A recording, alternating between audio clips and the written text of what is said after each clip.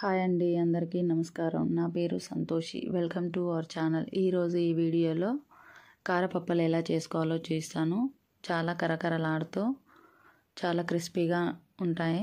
So బియ్యం పిండితో ఏ విధంగా చేస్తాను అనేది మీకు ఈ వీడియోలో చూపిస్తాను. 1 kg బియ్యం పిండిని మెత్తగా పట్టించిన తర్వాత దాంట్లోకి 1 స్పూన్ సాల్ట్ని యాడ్ చేశాను. 1 స్పూన్ కారాన్ని కూడా యాడ్ చేసుకోవాలి. 1/2 టీ స్పూన్ వరకు పసుపుని యాడ్ చేసుకోవాలి. ఒక 1/2 టీ స్పూన్ వరకు బేకింగ్ సోడాని కూడా యాడ్ చేసుకోవాలి. బేకింగ్ సోడా యాడ్ చేయడం వల్ల చాలా క్రిస్పీగా వస్తాయి. సో దీంట్లోకి 1 స్పూన్ జీలకర్రని కూడా యాడ్ చేసుకోవాలి. 1 స్పూన్ అల్లం వెల్లుల్లి పేస్ట్ని కూడా యాడ్ చేసుకోవాలి. దీంట్లోకి కొద్దిగా మినప్పప్పుని కచ్చపెక్కగా దంచి యాడ్ చేస్తున్నాను. ఒక గుప్పెడంతా యాడ్ చేశాను. సో దీంట్లో నువ్వులను కూడా యాడ్ చేసుకోవాలి.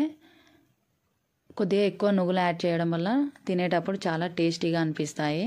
సో ఈ విధంగా యాడ్ చేసిన తర్వాత మొత్తం కలిసేలా కలుపుకోవాలి.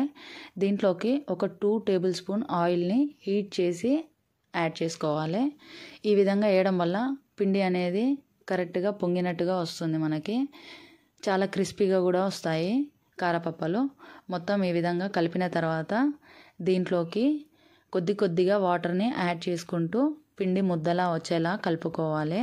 సో ఈ విధంగా నేనైతే వాటర్ని యాడ్ చేస్తూ మెల్లమెల్లగా కలుపుతున్నాను. ఒకేసారి వాటర్ వేయడం వల్ల పిండి లూజ్గా వస్తుంది. సో ముద్దలా నార్మల్గా వచ్చేలా కలుపుకోవాలి.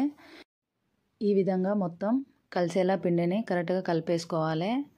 సో నేను మెల్లమెల్లగా వాటర్ యాడ్ చేసుకుంటూ మొత్తం ఈ విధంగా రౌండ్గా ముద్దలా వచ్చేలా కలిపేశాను. ఇప్పుడు చేతికి ఆయిల్ని రాసుకొని పిండి చిన్న ఉండల్లా చేసి సైడ్కి పెట్టేసుకోవాలి. కొద్దిగా ఈ విధంగా ఉండలు చేసి సైడ్కి పెట్టుకోవడం వల్ల మనకు చేసేటప్పుడు చాలా ఈజీగా వస్తుంది.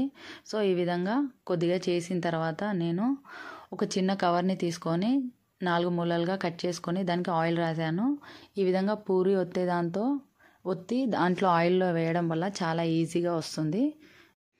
సో ఈ విధంగా మరీ పల్చగా కాకుండా మరీ మందంగా కాకుండా మీడియం సైజులో చేసుకుంటే సరిపోతుంది.